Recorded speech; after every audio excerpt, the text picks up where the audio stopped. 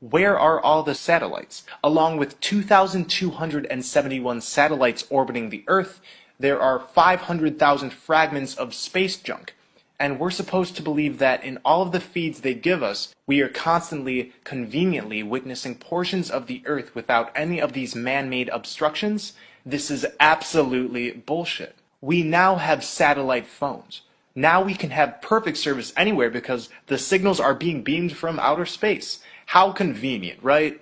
Wrong. Satellites do not exist.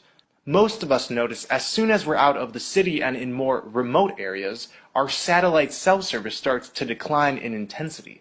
It's almost as if our phones are getting their signals from ground technology that is conglomerated in heavily populated areas. We also see problems with GPS in remote areas, supposedly a technology that also uses satellites. Long-range navigation was developed during World War II. Towers like these were positioned to provide coverage for military navigation. Positioned on islands, they would provide the necessary contact points for propagation at sea. This was the beginning of these land-based technologies that have grown and become more widespread. Cell towers are responsible for much of our GPS. By measuring the signal strength differences between multiple cell towers, your device can estimate your current location. Data is also propagated through undersea cables. Cables connect between the continents.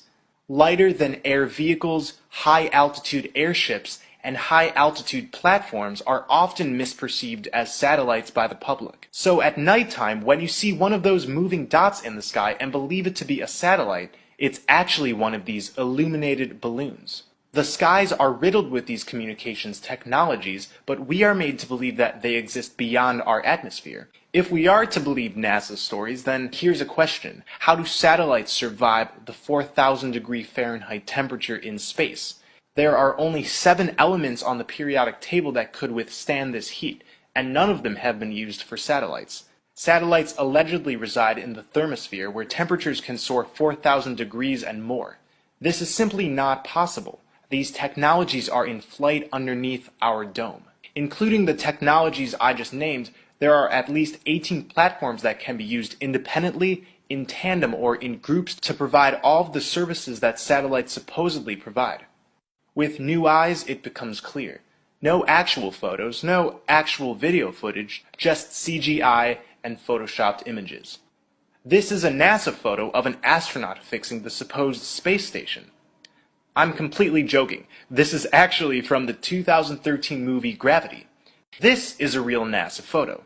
They're almost indistinguishable. I actually think the Gravity photo looks more believable.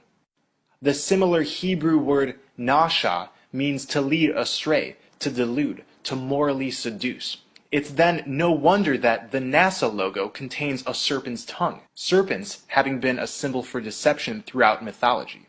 On the gravestone of Wernher von Braun, one of NASA's early rocket developers, there is a reference to a Bible verse that talks about our dome, our firmament.